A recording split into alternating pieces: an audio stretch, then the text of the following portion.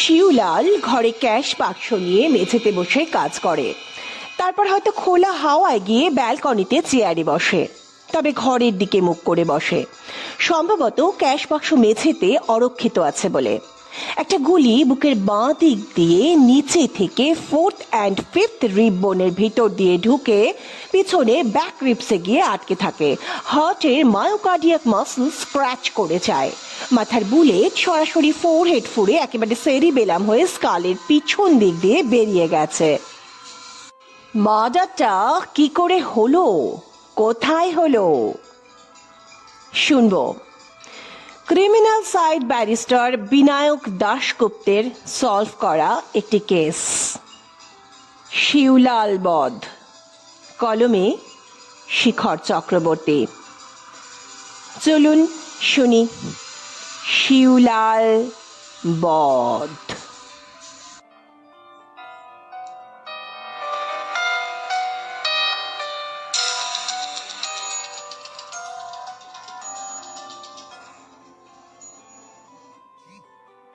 সকাল 8টা।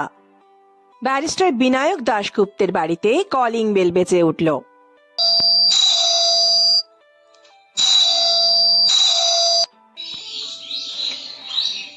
আরে ইন্সপেক্টর সোমজে, তোমরা কি আজকাল রাতেও ঘুমাও না নাকি? চোখের নিচে কালি, আবার এই 8 সকালে আমার দুয়ারে? বলি খুন না চুরি ডাকাতি?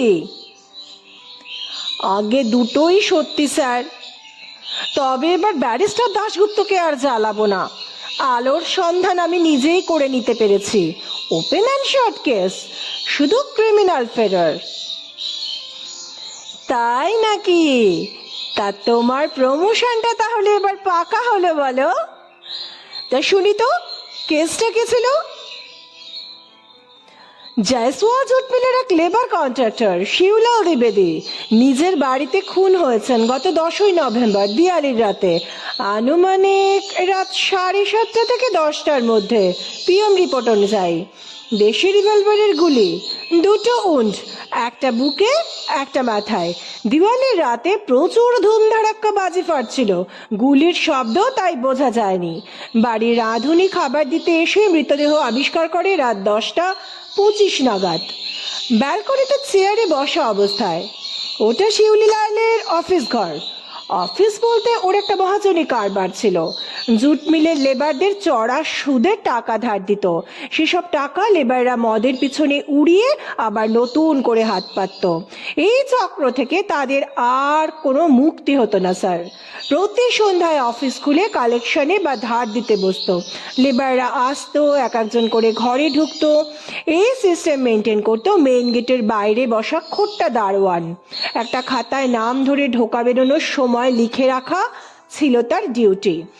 এছাড়াও মাতাল হয়ে বাওয়ালি করতে এলেও তাকে লাঠি হাতে আসরে নামতে হতো দরকার হলে। সন্ধ্যা থেকেই শিউলালের বউ তার এক মেয়ে ও এক ছেলের সঙ্গে 3 তলার ছাদে বাজি পোড়াচ্ছিল। রাঁধুনি সুখারামের চিৎকারে দোতলায় নেমে এসে স্বামীকে মৃত অবস্থায় দেখেন। তারপর পুলিশে খবর দেয়। আমি যাই, দারোয়ানের কাছ থেকে খাতা সুইচ করি, নামের তালিকা দেখি। শরৎ মিশ্রা, 7টা 22 থেকে 7টা 42। জানকীনাথ ইয়াদব, 8টা 7 থেকে 8টা 26। অশোক বাল্মীকি, 8টা 31 থেকে 8টা 42। সীতাপতি ইয়াদব, 9টা 33 থেকে 9টা 45। শিউলাল ঘরে ক্যাশ বাক্স নিয়ে মেঝেতে বসে কাজ করে। তারপর হয়তো খোলা হাওয়ায় গিয়ে ব্যালকনিতে চেয়ারে বসে, তবে ঘরের দিকে মুখ করে বসে। সম্ভবত ক্যাশ বাক্স মেঝেতে অরক্ষিত আছে বলে। একটা গুলি বুকের বাঁ দিক দিয়ে নিচ থেকে 4th and 5th রিব বোনের ভেতর দিয়ে ঢুকে পিছনে ব্যাক রিবসে গিয়ে আটকে থাকে। হার্টের মায়োকার্ডিয়াক মাসল স্ক্র্যাচ করে যায়। মাথার বুলেট সরাসরি ফোরহেড ফুঁড়ে একেবারে সেরিবেলাম হয়ে স্কালের পিছন দিক দিয়ে বেরিয়ে গেছে। আচ্ছা, তা রিভলভার কোথায় পাওয়া গেছে? ওটা কি ঘরেই পাওয়া গেল নাকি ইন্সপেক্টর সোম? খুনি বেরিয়ে যাওয়ার আগে বাগানে বোগেনভেলিয়ার ঝোপে ফেলে দিয়ে গেছিল, আমরা উদ্ধার করি স্যার। কে দেখেছিল ফেলতে? শিউলালের বউ ছাদ থেকে সীতাপতিকে বোগেনভেলিয়ার ঝোপে কিছু ফেলতে দেখে, কিন্তু তখন সন্দেহ করে না। পরে মৃতদেহ আবিষ্কারের পর সন্দেহের বশে রাধুনিকে নিয়ে সেখানে গিয়ে দেখতে পায়। সেটা আমাদের বললে আমরা সেটা উদ্ধার করি। ফিঙ্গারপ্রিন্ট নেই, মুছে দেওয়া হয়েছে। বুলেট কি ওই রিভলভারের? একটা বুলেট পাওয়া যায়নি, সম্ভবত পেছনে রাস্তায় গিয়ে পড়বে। দুপাশে ড্রেন আছে, তাতেও পড়ে থাকতে পারে। অবশ্য তাতে কিছু আসে যায় না, কারণ যেটা বডিতে পাওয়া গেছে সেটা ওই রিভলভারেরই। ব্যালিস্টিক এক্সপার্ট তাই বলেছেন। আর একটা রিভলভার পাওয়া গেছে, ফুল লোডেড, সেটাও দেশি, একই মডেলের, শিউলালের ক্যাশ বাক্সের ভেতরে গোপন একটা চেম্বারে। আত্মরক্ষার জন্য বোধহয়। ক্যাশ যা ছিল সবই গেছে, শুধু হিসেবের খাতাটা আছে। তাতে সব খাতকদের বকেয়া, পেমেন্ট রিসিভ আর নামের পাশে টিপছাপ আছে। সেদিনের সব টিপছাপ আছে ইন্সপেক্টর সোম? আছে স্যার, শুধু সীতাপতির নেই। বোধহয় টাকা দিতে পারেনি, ঝামেলা হয়, আচমকা নিজের রিভলভার বার করে গুলি করে, নিশ্চিত হতে পরপর দুবার। আপনি কি বলেন? হতে পারে, তবে যাক, তাহলে তো ছবি ছাপিয়ে সীতাপতিকে খুঁজতে আরম্ভ করে দাও। আপনি কি অন্য কিছু ভাবছেন স্যার? না, তা ঠিক নয়। এ পর্যন্ত যা জানলাম তাতে সাসপেক্ট ওই সীতাপতি বটে, না হলে ফেরার কেন? তবে একটা খটকা লাগছে, এই ধরনের লোক টাকা ফেরত দিতে পারবে না জেনেও দেখা করতে গেল খালি হাতে। ডাকাতি করবে বলে একেবারে রিভলভার নিয়ে চলে গেল কেন? তার কি কোনো অস্বাভাবিক পরিমাণ দেনা হয়ে গেছিল? অনেক দিন বকেয়া হয়ে গেছিল? না হলে বাড়ি ভর্তি লোকজন থাকতেও এত বড় রিস্ক নিল? ঠিক মিলছে না গো। তুমি তাকে ধরতে পারলে সব উত্তর পাওয়া যাবে অবশ্য। ততক্ষণ তুমি সব এক্সিবিট যা সিজ করেছো আমাকে একদিনের জন্য আনঅফিশিয়ালি পাঠিয়ে দিও। ভয় নেই, ট্যাম্পার করবো না। কি যে বলেন স্যার, ওগুলো আমার ব্যাগেই আছে, এখন আপনাকে এখনই দিয়ে যাচ্ছি। আর একটা কথা, আপনি কি একবার স্পট ভিজিট করবেন? এখনো নো এন্ট্রি করা আছে। না, এখনই দরকার নেই, স্পট ফটো দিয়ে যাও। সীতাপতি ধরা পড়লে এসব তো আর লাগবে না, তবু ততক্ষণ এগুলো একটু নাড়াচাড়া করি। কয়েকদিন পরের ঘটনা। ব্যারিস্টার বিনায়ক দাশগুপ্তর বাড়িতে মোবাইলটা বেজে উঠল।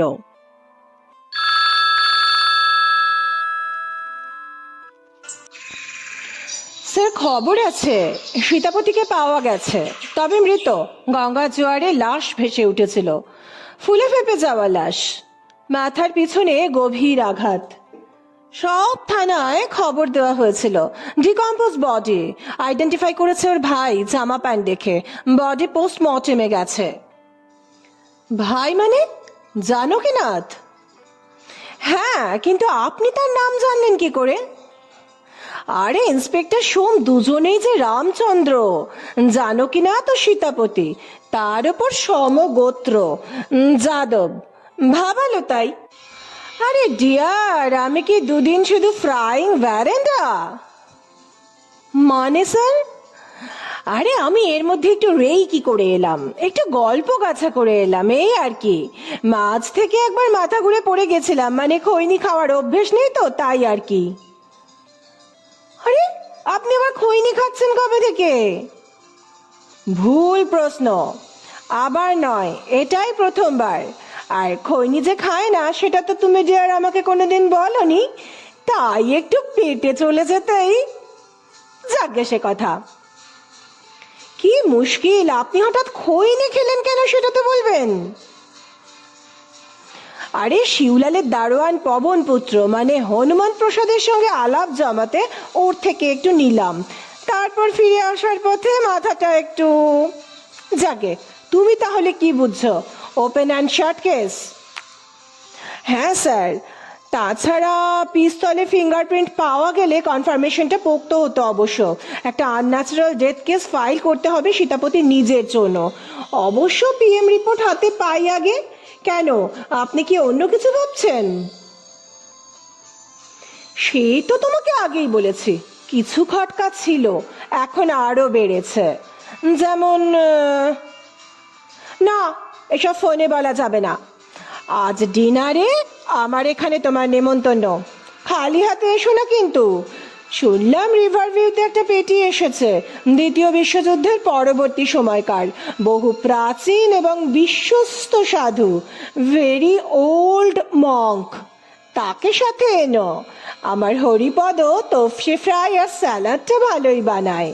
আর আসার আগে তোমার বউয়ের থেকে একটা তথ্য জেনে এসো, সে হিয়ার মাঝে সিরিয়ালটা দেখে কিনা, আর দেখলে 10 নম্বরের এপিসোডে রত্নার মালা বদল ঠিক কখন হয়েছিল। তার মানে মানে আর কিছু নয়, শিউলালের খুন যদি কাক হয় আর রত্নার মালা বদল যদি তাল হয়, তাহলেও পুরোটা কাকতালীয় নাও তো হতে পারে, তাই না? স্যার, আপনি আমার মাথাটা পুরো। ওই দিন সন্ধেবেলা ব্যারিস্টার দাশগুপ্তের বৈঠকখানা। নিন স্যার, এবার থামুন। 5 থেকে পার হয়ে 6-এর দিকে যাচ্ছেন, আর সবই লার্জ পেগ। বয়সটা মাথায় রাখুন তো। এখানেই থামা দরকার, না হলে শিউলালের আত্মা রাগ করবে। Now, come to the point. Dear, তোমাকে কয়েকটা প্রশ্ন করি, উত্তর তুমি জানতেও পারো, নাও জানতে পারো, বাট রেলেভেন্ট। অন্তত যখন সাসপেক্ট মার্ডারার নিজেই মৃত, করবোরেট করার জায়গায় আর নেই। 1 নম্বর, সীতাপতি কি বিড়ি খেত? 2 নম্বর, শিউলাল কি রাতের খাবারের ডালটা চুমুক দিয়ে শেষ করে তারপর বারান্দায় চেয়ারে গিয়ে বসেন এবং গুলি, মানে হজমি নয়, সত্যিকারের গুলি খান? 3 নম্বর, খুনি কি দ্বিতীয়বার গুলি চালানোর আগে একটা 15-20 মিনিটের ব্রেক নিয়েছিল? এমন অদ্ভুত প্রশ্নের কি যে মানে আপনি জানেন। যাই হোক, প্রথমটার উত্তর জানি না, খোঁজ নিতে হবে। দ্বিতীয়টার উত্তর একেবারেই নয়, কারণ রাঁধুনি খাবার দিতে গিয়ে মৃতদেহ আবিষ্কার করে। আর তৃতীয়টার উত্তর মোটেই না, কারণ সীতাপতি ওখানে ছিল বড়জোর 10-12 মিনিট, আর দ্বিতীয়বার ফিরেও আসেনি। তাহলে তোমার প্রমোশনটা চটজলদি হচ্ছে না, আর আমার সাহায্য ছাড়া তো নয়। যাক, তোমাকে একটা ইনফরমেশন আনতে বলেছিলাম। হ্যাঁ স্যার, জয়তী বললে ওটা আর মনে আছে, সিরিয়াল শুরুর প্রথম দিকেই ছিল, 5 মিনিটের মধ্যে। এই 10টা 5টা ছবে আর কি, কিন্তু এইসব দিয়ে। গুড, তাহলে শ্রীমতী ইলারানী ঘোষ ভুল বলেননি। আবার ইলারানী কে? স্যার, এবার কিন্তু বাড়াবাড়ি হয়ে যাচ্ছে। আপনি এত ড্রাঙ্ক মোটেই হননি যে এসব ভুলভাল বলবেন। এসব গোলমাল না বলে কিছু ক্লিয়ার ম্যাটার দিন, না হলে আমি বাড়ি চললুম। আহা, রাগ করো কেন ডিয়ার, রজনী এখনো বাকি। তাছাড়া আমি দুজনের ডিনার একা খেতে পারবো না। এবার বলি আমি কি পেয়েছি আর কি বুঝেছি। দারোয়ানের সঙ্গে ভাব জমিয়ে জানতে পারি সে রাতে জানকীনাথ তো সীতাপতি দুজনেই এসেছিল, আলাদা সময়ে, যারা সম্পর্কে 2 ভাই। শুধু তাই নয়, দে আর আইডেন্টিক্যাল টুইন্স। একই রকম জামা টামাও পরে, লোককে ধোকা খাইয়ে মজা পায়, হুবহু এক দেখতে। এমনকি জানকীনাথে এমনও দাবি করে যে ওদের টিপছাপও নাকি একই হবে, কারণ মাঝে মাঝে সীতাপতি আর ও পরস্পর টিপছাপ প্রক্সি দিয়েও চটকলে ডিউটি রেজিস্টার ম্যানেজ করত। সীতাপতি খৈনি খেত, মানে বুঝতে পারছো তো, ওদের শিক্ষা দীক্ষা যতদূর চিন্তা ভাবনা মেলে আর কি, টিপছাপেও নাকি প্রক্সি দেওয়া যায়। যা হোক, সে রাতে সীতাপতি বেরিয়ে যাওয়ার সময় দারোয়ানের দেওয়া খৈনি ডিনাই করে, বরং যেতে যেতে বিড়ি ধরায়। এতে দারোয়ানের খুব মানে লাগে। অবশ্য জানকীনাথ বিড়ি খায় বলেই জানা গেছে। মাই গড, মানে আপনি বলতে চাইছেন? না না ডিয়ার, এখনো কিছু বলার সময় আসেনি। এগুলো প্রিমাইস মাত্র। এর উপরে বিল্ডিং বানাতে গেলে আরো কিছু ইট গাঁথতে হবে। তোমার দেওয়া রাতে তোলা আর পরদিন সকালে দিনের আলোয় তোলা স্পট ফটোগুলো থেকে কি পেলাম? পেলাম টেবিলের উপর রাখা অভুক্ত ডিনার প্লেট, যাতে আশ্চর্যভাবে ডালের বাটিটা ফাঁকা। কেন? এর উত্তর আমার কাছে আপাতত নেই, আছে রাঁধুনির মানে সুখারামের কাছে। সে কি ভুলো মনা, নাকি কোনো বিশেষ কারণে ভুলে গেছে? সকালে তোলা ছবিতে দেখা গেল উল্টো দিকের মিসেস ইলা রানী ঘোষের বাড়িতে ছাদে কিছু লোক এক জায়গায় গোল হয়ে দাঁড়িয়ে কিছু একটা করছে। যেখানে দেখিবে ছাই, তো চলে গেলাম কাল মিসেস ঘোষের কাছে। জানলাম 10 তারিখ রাতে তিনি খেতে খেতে হিয়ার মাঝে সিরিয়াল দেখছিলেন, কিন্তু রত্নার গলায় মালাটা পরার সঙ্গে সঙ্গে কারেন্ট থাকা সত্ত্বেও সিগন্যাল চলে যায়, আর ফিরে আসে না। এরপর বিয়েতে কারা এলো, ওর মানে রত্নার হবু শাশুড়ি কিছু কুটচাল চাইলো কিনা, এসব না জানতে পারার দুঃখ নিয়ে তিনি শুতে যান। ঘুম অবশ্য হয়নি। পরে পুলিশের গাড়ির আওয়াজে ও চেঁচামেচিতে খুনের কথা জানতে পারেন। পরদিন ডিশ কোম্পানির লোক এসে খারাপ হওয়া ডিশ সিগন্যাল রিসিভারটি পাল্টে দিতে পরদিন থেকে তিনি হিয়ার মাঝে দেখতে পাচ্ছেন। ওনার অনুমতি নিয়ে ছাদে উঠে একটু খোঁজাখুঁজি করে এই বস্তুটি পাই ছাদের এক কোণে। কই, হাতটা বাড়াও তো দেখি। এ তো একটা বুলেট। হ্যাঁ, এটি সেই নিরুদ্দেশ দ্বিতীয় এবং প্রধান ঘাতক সীসার গোলক। এটি ঠিক 10টা 5-এ নিক্ষিপ্ত হয় এবং শিউলালের ঘিলু তোলপাড় করে খুলির পিছন দিয়ে বেরিয়ে ওপারে ছাদে ডিশ অ্যান্টেনার রিসিভার বিকল করে ক্ষান্ত হয়। এখন এই বুলেটটি ওই রিভলভারের কিনা বলবে ব্যালিস্টিক এক্সপার্ট। কম্পারেটিভ মাইক্রোস্কোপের তলায় ফেলে বুলেটের গায়ে ইন্ডেন্টেশন মার্ক দেখে আর সম্ভাব্য ঘাতক রিভলভার থেকে আর একটা গুলি ছুঁড়ে তিনি বলে দিতে পারবেন গুলি দুটো একই রিভলভার থেকে নিক্ষিপ্ত কিনা। এসব তুমিও জানো, তবে তোমার উচিত শিউলালের বাক্স থেকে পাওয়া রিভলভারটিও টেস্টের জন্য নিয়ে যাওয়া। তার আবার কি দরকার স্যার? ওই রিভলভার থেকেই দুটো গুলি ছোড়া হয়েছে, দুটো কম্পার্টমেন্ট ফাঁকা ছিল ওই রিভলভারের। তাহলে বলছো সীতাপতি আবার ঘুরে এসে দ্বিতীয় গুলিটা করে 10টা 5-এ? একটু আগে নিজেই সেটা বাতিল করেছো ডিয়ার। আরে ধরো না, একদিন সকালে আড়ামোড়া ভাঙতে ভাঙতে টিপ পরীক্ষার জন্য শিউলাল ছাদ লক্ষ্য করে একটা ফায়ার করলো, আর ডিশ খারাপ হওয়াটা কাকতালীয়। স্যার, আপনি আমাকে শেষে খিল্লি করছেন। এনিওয়ে, জোকস অ্যাপার্ট, আমি ম্যাগনিফাইং গ্লাসের তলায় সাদা চোখে ওটা নল থেকে পাওয়া কিছু গুঁড়ো পরীক্ষা করেছি। আমার মনে হয়েছে সেগুলো গান পাউডার, আর সেগুলোও টেস্ট করা দরকার, মানে গান পাউডার হলে টাটকা কিনা। সে আবার কি স্যার? ওটা তো ফুল লোডেড, কোনো গুলি ফায়ার করাই হয়নি। আরে বাবা, সেটা তো সাদা চোখে, নলের গন্ধ আমার নাকে অন্য কথা বলছে। যাই হোক, টেস্ট করাও জলদি আর রিপোর্ট করো আমায়। তাছাড়া যে লোক বিশ্বাস করে যে তার টিপছাপ তার ভাইয়ের সঙ্গে হুবহু একই হবে, সে কেন ফিঙ্গারপ্রিন্ট মুছতে যাবে? এখানেও খটকা, আর তাই দ্বিতীয় সন্দেহভাজনের প্রবেশ। দুটো গুলি যদি একই রিভলভারের হয়, তবে সীতাপতি বা জানকী যেই হোক 10টা 5-এ এ গুলি চালায় কি করে?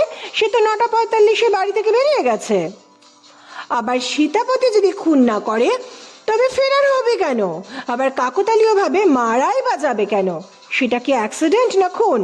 তবে ঘাতকস্ত্র যাই হোক, সন্দেহ তালিকায় অবধারিতভাবে একাধিক ব্যক্তির উপস্থিতি দেখা যাচ্ছে। প্রথম ও প্রধান সাসপেক্ট যখন মৃত, তার ভাইকে দিয়েই শুরু করো। সীতাপতি সেদিন কেন খৈনি না খেয়ে বিড়ি ধরিয়েছিল, এর উত্তর সে জানে কিনা দেখো। আইনি বেআইনি পথে উত্তরের জন্য মুখ খোলাতে তোমাদের তো বদনাম কম নয়, দেখো কিছু পাও কিনা। তাহলে তোমার টাস্ক থাকছে সীতাপতির পোস্টমর্টেম রিপোর্ট দেখে বোঝা মৃত্যুর কারণ এবং সেটা খুন কিনা, আর জানকীর জবানবন্দি। 3 নম্বর, দুটো রিভলভার ও দুটো বুলেটের ব্যালিস্টিক রিপোর্ট, আর রাঁধুনি সুখারামের ইতিহাস ও ভূগোল। সে কেন বাটিতে ডাল দিতে ভুলে গেল অথচ মগ্নমৈনাক হয়ে বসে আছে, সেটা তো একবার তলিয়ে দেখতে হয়। বাপ রে, এতক্ষণ তো সীতাপতি বা জানকী না দিয়েছিলেন, এখন আবার সুখারাম। কি করব বলো, ওই হিয়ার মাঝেতে রত্নার মালা বদল আটকে গিয়েই তো সর্বনাশ হলো। ভালো কথা, কাল দুটো টাস্ক আরও থাকছে তোমার জন্য। আমাকে 10টায় ফোন করে একবার খোঁজ নিও ঠিক আছে কিনা, মানে অনেকদিন পর 6 পেগ হয়ে গেল কিনা। আর ঠিক আছে জানলে একবার শিউলালের বিধবাকে জানিও, I would like to interrogate Shukharam and herself with due apology and consolation. চলো এবার ডাইনিং টেবিলে হরিপদকে উদ্ধার করে আসি। দুদিন পর আবার ইন্সপেক্টর সোমের ফোন।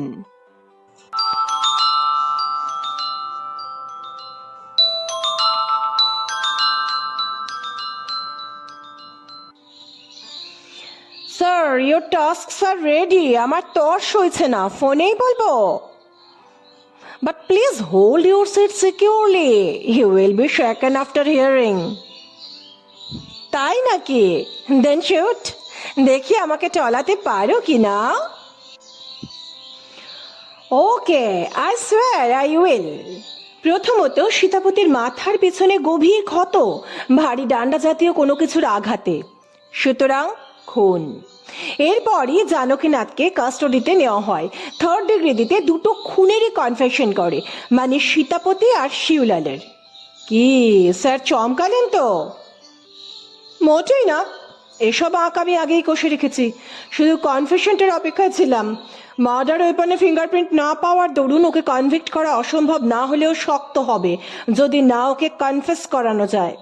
এবার আমার গল্পটা শুনে মিলিয়ে নাও। জানকী আগে শিউলালের কাছে আসে, টাকা দিতে পারে না, সময় চায়। গালাগাল খেয়ে অপমানিত হয়ে গজগজ করতে করতে বেরিয়ে যায়। রাস্তায় ভাই সীতাপতির সঙ্গে দেখা হয়। হ্যাঁ স্যার, সে মদের ঠেক থেকে উঠে পকেটে 20,000 টাকা নিয়ে শিউলালের গদিতে যাচ্ছিল শোধ দিতে। হ্যাঁ, ইন্সপেক্টর সোম জানকী জানতো বা কথায় কথায় তখন জেনেছিল ওর ভাই এতগুলো টাকা নিয়ে শোধ দিতে যাচ্ছে। সে তখন ওই টাকাগুলো চায়, অনুরোধ করে তাকে এই খেলাপি বদনাম থেকে আপাতত উদ্ধার করতে। সীতাপতি রাজি হয় না। তখন এক প্ল্যান খেলে যায় জানকীর মাথায়। আইডেন্টিক্যাল টুইন হবার সুযোগে আর রাতের আধার কাজে লাগিয়ে কাজ উদ্ধারের এক অপূর্ব সুযোগ এসে যায় তার সামনে। কোনো ডান্ডা জাতীয় অস্ত্র দিয়ে মাথায় বাড়ি মেরে আধা মাতাল সীতাপতিকে খুন করে ক্যানেলের জলে ভাসিয়ে দিয়ে নিজে সীতাপতি সেজে শিউলালের কাছে যায়। অবশ্য প্ল্যান করে খুনটা করেছে নাকি রাগের মাথায় সীতাপতিকে মেরে তারপর প্ল্যান বানিয়েছে তা জানি না। হ্যাঁ স্যার, বলছে রাগের মাথায় হয়ে গেছে। যাওয়ার আগে বাড়ি থেকে দেশি রিভলভারটা নিয়ে যায় শিউলালকে মেরে পুরো দোষটা সীতাপতির ঘাড়ে ফেলে দেওয়ার জন্য। শিউলালকে গুলি করে, খাতায় নিজের নামের পাশে টিপছাপ দেয়, যেন তার দেনা আজ শোধ হয়েই ছিল। সীতাপতির টিপছাপ ফাঁকা রাখে, যেন সে শোধ করতে পারেনি। তার জন্য বচসা, তারপর গুলি ও খুন।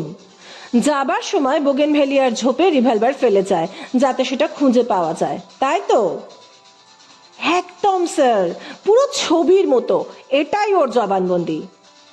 কিন্তু ডিয়ার, এবার তুমি জেনে বলো তো, ফায়ারিং করেছিল একটা না দুটো?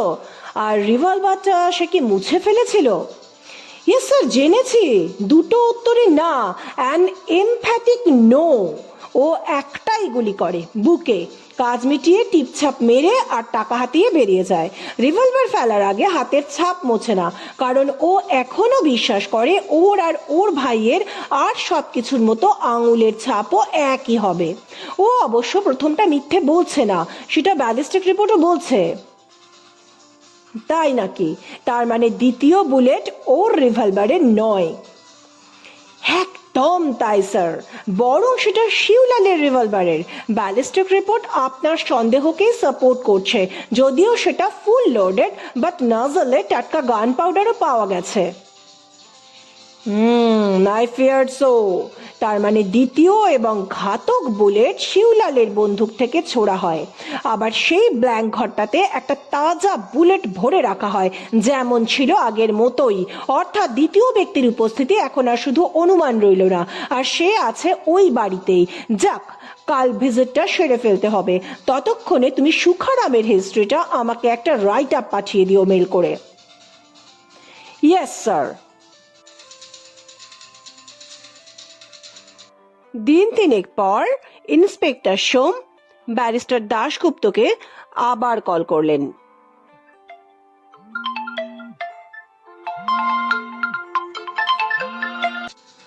স্যার, কিছু সমাধান পেলেন? তা তো পেলাম, ফোনে বলবো না। কিন্তু গ্লাস আর ঠোঁটের মাঝে 1 ইঞ্চি ফাঁক, বা বলতে পারো 1900 সালের হাওড়া ব্রিজের একটা পন্টুন খোলা। আরে আপনি মাঝে মাঝে কি যে হেয়ালি করেন, কিছুই বুঝি না। আরে ইতিহাস পড়ো, তাহলে তো বুঝবে। আগে হাওড়া ব্রিজটা পাতা হতো পরপর সাজানো কতগুলো ভাসমান নৌকার উপর ভর করে। কোনো একটা নৌকা বা পন্টুন না থাকলে ব্রিজ অসম্পূর্ণ। এটা বোধহয় 1874 সালে তৈরি হয়। যাকে অপাত্রে জ্ঞানদান করে লাভ নেই, কাজের কথায় আসি। আরে ডিয়ার, আমি শুধু একটা জিগসো পাজলের টুকরোর খোঁজ করছি, সেটা তুমিই দিতে পারো আমাকে। আমি গতকাল লেট শিউলালের বাড়ি ভিজিট করে সবাইকে ইন্টারোগেট করে সম্ভাব্য সলিউশনে পৌঁছেছি। মিসিং পাজলের টুকরোটা নিয়ে খালি হাতেই তুমি আসছো আমার কাছে। খালি হাতে বললাম কারণ আগের দিনের প্রাচীন সাধু মহাশয় এখনো পুরোপুরি অদৃশ্য হননি, বোতলে বন্দি আছেন। আবার ওই দিন সন্ধেবেলার ঘটনা। নিন, 3 পেগ হয়ে গেছে, এবার স্টার্ট করুন। দেখো ডিয়ার, এই গল্পটিতে আপাদমস্তক এক ঘৃণ্য মানুষের লালসা, বিকৃত পশ্চাচার, চরম লাম্পট্য, কদর্য বাসনার ইতিহাস যেমন আছে, তেমনি প্রিয়জনকে হারানোর বেদনা, আবার প্রিয়জনকে আগলে রাখা, প্রচন্ড ঘৃণা সত্ত্বেও নিজেকে সংযত রাখা, প্রতিশোধ স্পৃহাকে অবদমিত রাখা, আবার প্রতিশোধ নেওয়া, এসবও আছে। ও বাড়ির সবার সাথে যেটা উঠে এসেছে তা হলো এক দুশ্চরিত্র শিউলালের জীবন কথা। নিত্য অশান্তি লেগে থাকতো তার স্ত্রীর সঙ্গে এই একটি কারণেই, তার এই ঘৃণ্য লাম্পট্যের লালসা থেকে কেউ বাদ যায় না। বাইরের চটকলের কুলি মজুরদের যুবতী মেয়ে বউ থেকে বাড়ির লোক। হ্যাঁ, ঠিকই শুনছো, বাদ যায় না সুখারামের অসমবয়সী স্ত্রী, যে লজ্জায় অপমানে বছর 1.5 আগে গলায় দড়ি দেয়। তোমাদের খাতায় অবশ্য স্রেফ পারিবারিক কারণে এবং সন্তানহীনতার কারণে আত্মহত্যা বলে রেকর্ডেড, সবাই অবশ্য তাই জানে। এর পেছনে যে অন্ধকার লালসার ইতিহাসটা আছে সেটা বুঝি যখন তোমার দেওয়া তথ্য অনুসারে দেখি ওই ঘটনার পরপরই সুখারাম বিহারে ওর গাঁওয়ে খেতি বাড়ি খরিদ করে প্রায় 1,00,000 টাকার। ব্যাংকের লেনদেন তথ্য বলছে শিউলালের অ্যাকাউন্ট থেকে 2 ক্ষেপে 50,000 করে জমা পড়েছে সুখারামের খাতায় ওর বউ মরে যাওয়ার পরপরই। শিউলাল সাধু পুরুষ ছিল না, আর দাতা কর্ণও ছিল না।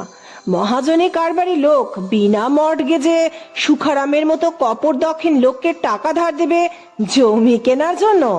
এখানে মর্টগেজ ছিল গোপনীয়তা, লালসার কুকীর্তি। সুখারাম সবই বুঝেছিল, শুধু অভাবের কাছে বিবেক হেরে গেল। বাদ যায়নি মিথিলা দেবী, মানে শিউলালের বউয়ের বছর 18-র মেয়ে মিনতিও। চমকে যেও না, লালসার আগুন লেলিহান সর্বভূক হয়। বয়স দেখে সন্দেহ হয়েছিল, জানতে পারি মিনতি মিথিলার আগের পক্ষের মেয়ে, শিউলালের নয়। এটাই শিউলালের কাম চরিতার্থ করার জন্য যথেষ্ট সাফাই ছিল। এসব ঘরের বউ মেয়েরা বেশি বাইরে বেরোয় না, তবু 2 মাস আগে বেশ কয়েকবার বাইরে বেরোতে হয়েছিল মা ও মেয়েকে। চেনা অটোওয়ালা জোগাড় করে দেয় শিউলাল। খুঁজে পেতে তাকে চেপে ধরতে জানা গেল প্রতিবারে নিয়ে যাওয়া নিয়ে আসা করেছে সে। গন্তব্য হ্যাপি ক্লিনিক। অবাঞ্ছিত মাতৃত্ব থেকে মুক্তি পেতে এছাড়া আর উপায় ছিল না।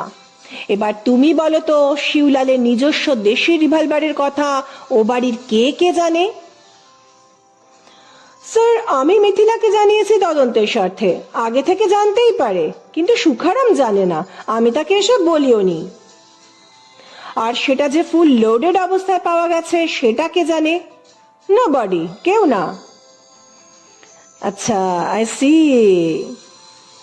কি হলো স্যার, এমন গুম মেরে গেলেন কেন? ইন্সপেক্টর সোম, আমি সুখারামকে জিজ্ঞেস করি বাবুর নিজের বন্দুক ছিল কিনা, সে জানে কিনা। বলেন না।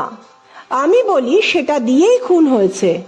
অবাক চোখে তাকায়, কিন্তু কিন্তু করে বলে, তাহলে যেটা ঝোপে পাওয়া গেল? ডালের বাটি খালি ছিল কেন প্রশ্ন করায় কিছুক্ষণ চুপ থেকে উত্তর দেয়, বয়স হচ্ছে, বোধহয় ভুলে গেছিলাম।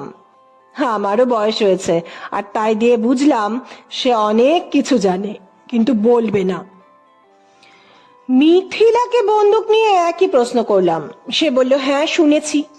ছোট ছেলেটির সঙ্গে গল্প করতে গিয়ে জানলাম সেদিন কিছু রকেট জ্বালানো বাকি ছিল, কারণ শেষ দিকে মা আর দিদি কিছুক্ষণ ছাদে ছিল না। এগুলো একা একা জ্বালানো বারণ ছিল, মানে ওর মা আর দিদি কিছুক্ষণ একসাথে নিচে গেছিল। মিনতিকে প্রশ্ন করি তার সঙ্গে তার বাবার সম্পর্ক কেমন ছিল। এক রাশ ঘৃণা ভরে জবাব দিল, ও লোকটা আমার বাবা নয়। বাইরের আর 5টা মেয়ের সঙ্গে যেমন সম্পর্ক, আমার সঙ্গেও তেমনি ছিল। শিউলাল খুন হবার পর সে কাছারি ঘরে ঢুকেছিল কিনা জিজ্ঞেস করি। বলে, না, মা আমাদের ঢুকতে বা দেখতে দেয়নি। তাছাড়া ও ঘরে আমাদের ঢোকা মানা ছিল। তোমার তোলা সে রাতের ছবিগুলোর একটাতে দেখেছিলাম শিউলালের অফিস ঘরের বাইরে একজোড়া চপ্পল। জানতে পারি ওই চপ্পল জোড়া মিনতির, কিন্তু কি করে ওখানে গেল তার মনে নেই। ছাদ থেকে একবার সে ওয়াশরুমে নেমেছিল, আবার উঠে যায়। মিথিলার বয়ানে সে মিনতি নেমে যাওয়ার পর ছাদ থেকে দেখতে পায় কেউ একজন সন্দেহজনকভাবে বাগান দিয়ে বেরিয়ে যাচ্ছে। একবার বোগেনভেলিয়ার ঝোপের কাছে দাঁড়িয়ে কিছু ফেলে ঝোপে। ওর খেয়াল হয় মিনতি নিচে নেমে গেছে। মেয়ের বিপদের কথা ভেবে নিচে ছোটে। দূর থেকেই দেখতে পায় মিনতি করিডোর দিয়ে ফিরছে। আশ্বস্ত হয়ে পথ বদল করে একবার নিচের রুমের পার্সোনাল টয়লেট ইউজ করে ছাদে ফিরে আসে। আমি বুঝি এর বেশি কিছু এদের থেকে বার করা যাবে না। শেষ চালটা দিই মরিয়া হয়ে। ছবিটা দেখিয়ে বলি, আপনি বলতে পারবেন এই চুটি জোড়া এখানে কি করে এলো ওই রাতে? আপনাদের মানে মহিলাদের তো ওই ঘরে ঢোকা বারণ, তাই না? মিথিলা কিছুক্ষণ নির্বাক হয়ে আমাকে মাপে। চোখে আশঙ্কা, সন্দেহের মেঘ ঘনায়। বলে, কি বলতে চাইছেন?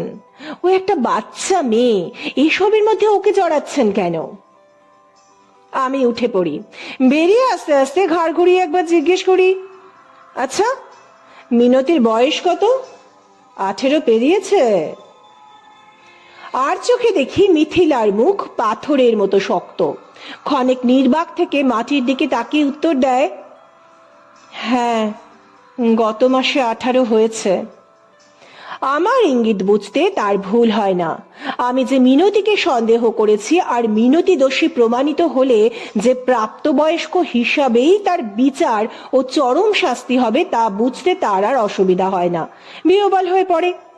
আত্মজাকে রক্ষা করার অসহায় আকুতি ফুটে ওঠে তার মুখে।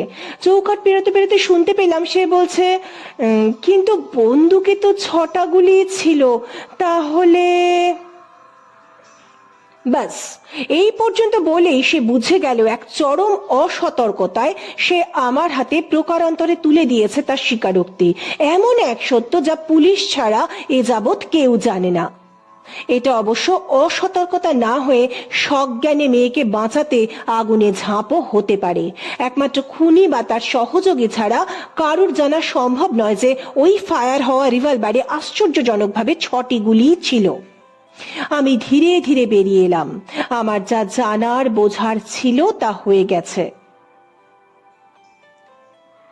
কিন্তু স্যার, আমি তো কিছু বুঝলাম না। আপনার নির্দেশ তো একবার মিনতি একবার মিথিলা, পুরো ঘটনাটা বলুন তো। ঘটনাক্রম আমাকে সাজাতে হয়েছে পারিপার্শ্বিক মানে সার্কামস্ট্যান্সিয়াল এভিডেন্স ও কিছু জবানবন্দির উপর ভিত্তি করে। এই গল্প সম্ভাব্য অন্য কোনো রকম হতেই পারে, সেরকম মাথায় এলে বলো। Most welcome. আপাতত আমার ব্যাখ্যা এরকম।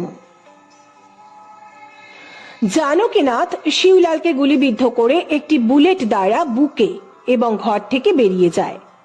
যাওয়ার সময় রিভলভার বোগেনভেলিয়ার ঝোপে ফেলে যায় ফিঙ্গারপ্রিন্ট সমেত। তার স্থির বিশ্বাস তাতে সীতাপতির আঙুলের ছাপ পাওয়া যাবে, যেহেতু তাদের 2 ভাইয়ের শরীর একই ছাঁচের। দেহাতে বুদ্ধি আর কি। শিউলালের হট স্ক্র্যাচ করে যায় বুলেট, তাই সে আহত হয়, মারা যায় না, কাতরাতে থাকে। ছাদে বাজি পোড়াতে পোড়াতে মিনতি তার আগেই নেমে এসে কমন ওয়াশরুমে যায়, যেটা করিডোরের এক প্রান্তে। বেরোনোর আগে দরজার ফাঁক দিয়ে দেখতে পায় সীতাপতিকে সন্দেহজনকভাবে শিউলালের কাছারি ঘর থেকে বেরিয়ে আসতে। শিউলালের কাতরানি শুনেও থাকতে পারে। সীতাপতি তথা জানকী বাইরে চলে গেলে সে সন্দেহের বশে কাছারি ঘরে উঁকি দেয়। দেখে শিউলাল চেয়ারে বসে বুক চেপে কাতরাচ্ছে। ঘরে বারুদের গন্ধ। চটি খুলে ঘরে ঢুকে আসে, কারণ ঘরে মেঝেতে শতরঞ্জি পাতা ও তার উপর ক্যাশ বাক্স। লক্ষ্মী দেবী। শিউলালকে বাঁচানোর পরিবর্তে মুহূর্তে তার মনে জেগে ওঠে জিঘাংসা, প্রতিশোধ স্পৃহা। এই নরপিশাচের জন্য তার মনে কোনো অনুকম্পা জাগে না, বরং মনে পড়ে যায় সেই সব রাতের কথা, যখন তাকে ভয় দেখিয়ে দিনের পর দিন তার ফুলের মতো শরীরটা উপভোগ করেছে এই পশুটা। নিজের অজান্তেই তার হাত চলে যায় ক্যাশ বাক্সে, যার একটা কুঠুরিতে আছে একটা লোডেড রিভলভার, যেটা তার অজানা নয়, মার কাছে শোনা। সেটা বার করে নির্ভুল লক্ষ্যে চালিয়ে দেয় শিউলালের মাথা বরাবর। হাত একটুও কাঁপে না। বাইরের অজস্র পটকার আওয়াজে মিশে যায় সে আওয়াজ। সে ফিরে যায় এক রাশ উত্তেজনায়, চটি জোড়া ফেলে রেখেই। আরে থামলেন কেন স্যার? তারপর?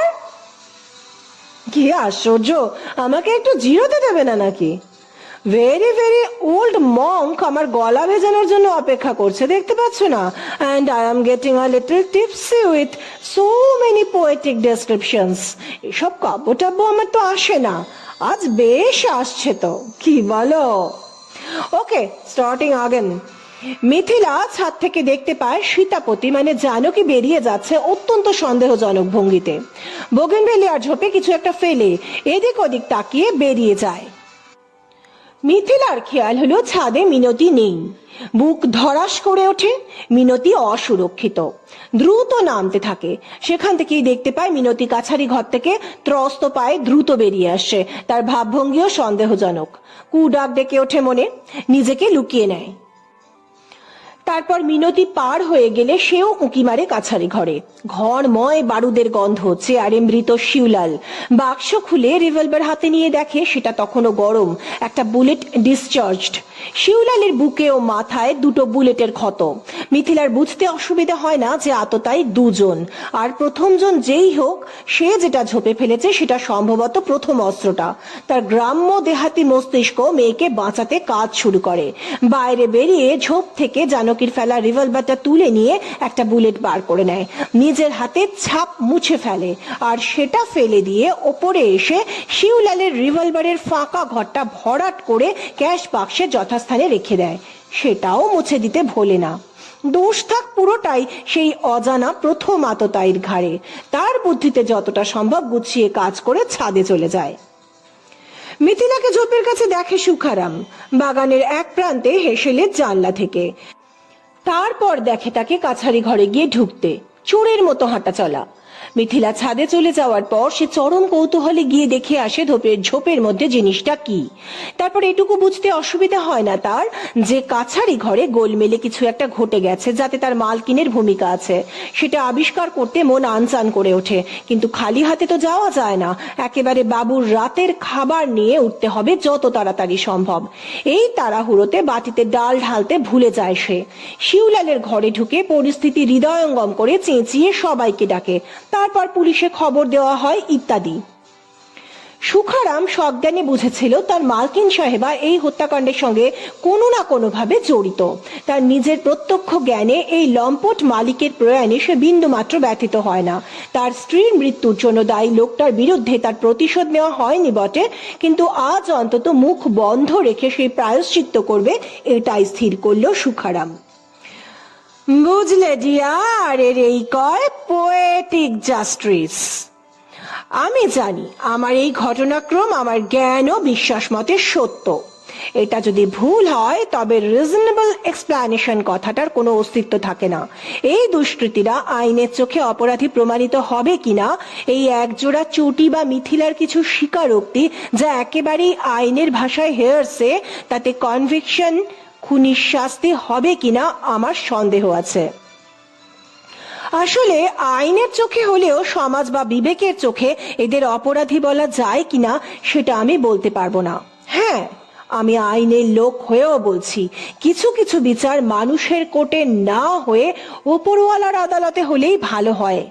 আমি অবশ্য সুপ্রিম কোর্ট মানে আল্টিমেট সুপ্রিমোর কথা বলছি। Anyway, you proceed with your case diary, suspect and evidences and etc. etc. তোমার প্রমোশন নির্ভর করছে এর উপর। and leave me with my dear old monk for tonight. আমি তলানিটা নিয়ে বসে যাই।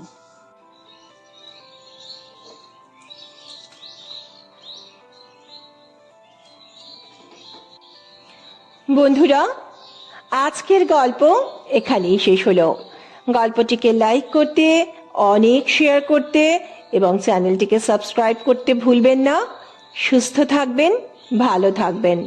শুভরাত্রি।